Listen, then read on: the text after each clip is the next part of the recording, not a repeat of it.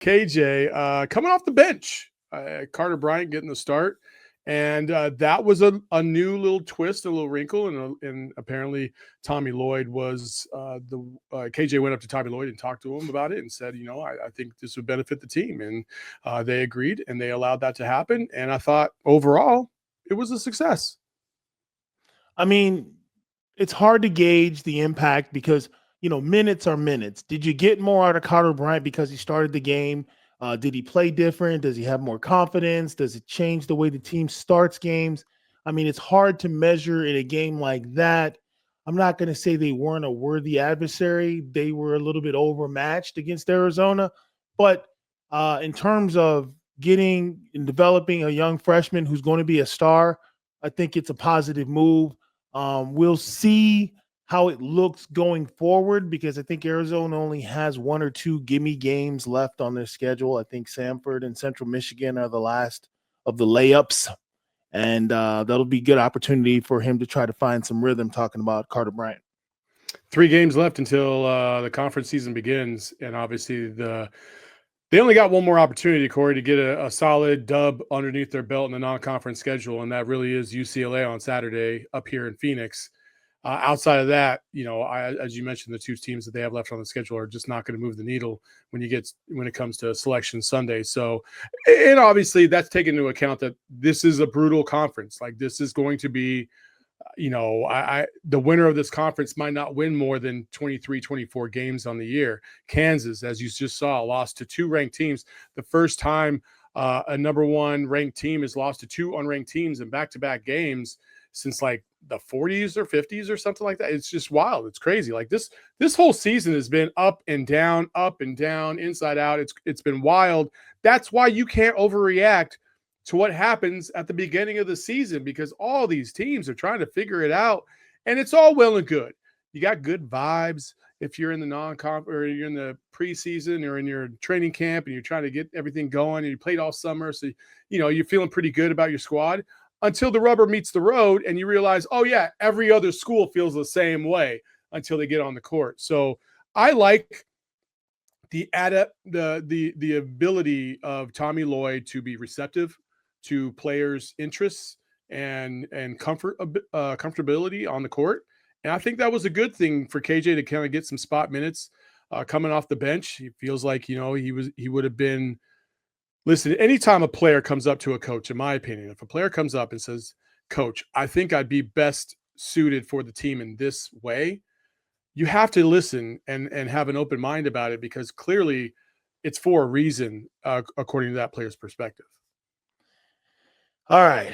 So I'm a skeptic. I don't know that it went down. I don't know that it went down that way. That's the way it was delivered to the media. I don't just see guys walking in saying, hey, I'm a starter at Arizona. I'd like to give up my spot to the freshman. Maybe it did happen. I don't know. I doubt it happened, but that's just me personally as a former hooper, like, I don't know.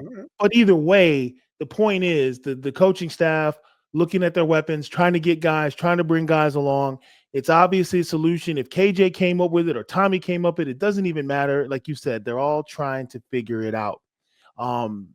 Reminds me of the movie Wizard of Oz. You've seen Wizard of Oz, right? Mm-hmm. Mm-hmm. The scene where they pull back the curtain and this little man is back there working that machine. He's cranking the dial and pumping the smoke and making the thunder noise, and he's trying to do everything he can to intimidate Dorothy and the rest of her crew. And you find out, man, this guy's like a one-man band. He's trying anything to pull this off. That's what I feel like Tommy Lloyd is doing right now.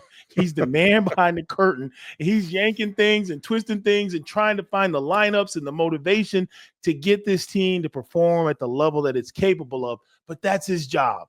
So, I mean, take it for whatever you want to, you look at that last game. Maybe it worked. Maybe it didn't. I don't know. We'll find out for sure on Saturday if this rotation, this lineup change is effective.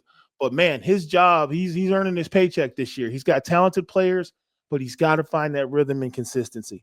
Yeah, I agree with you. I have no idea what was said behind closed doors, but I thought it was effective. And against UCLA, which we will get into here in a little bit, I think this is a really good opportunity for Arizona to get a solid dub under the belt against a ranked team. and finally start to feel good about the projection of this season.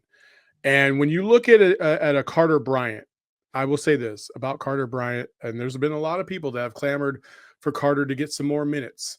And I understand why, because you're feeling like he's the one that if he can ball out, he can take some of the need or the pressure off of hoping Caleb Love can perform at an all-time high level in order to get you further into the tournament. I would say that. Like, I think Carter Bryant has that ability. He just has to get comfortable out there on the court in his own skin.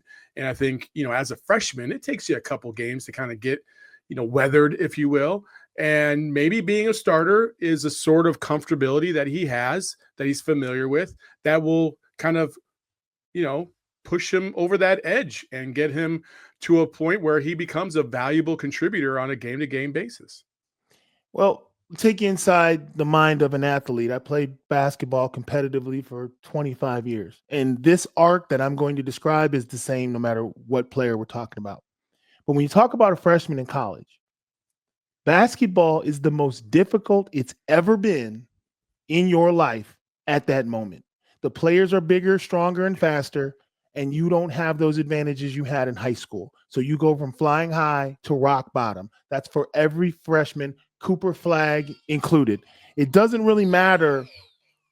It doesn't really matter what the critics say or what your rankings are or the media hype around you. The game of basketball has never been more difficult for you than it is right now. So getting moved into the starting lineup, it can help. It can help a kid's confidence.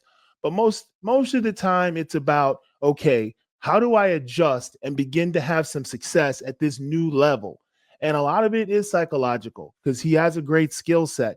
But you want the kid to feel confident. He's never, I never was going to be the player I was as a senior in high school, as a freshman at Arizona. It just wasn't going to happen for me. But if you can capture moments of that player, then you're off to a good start.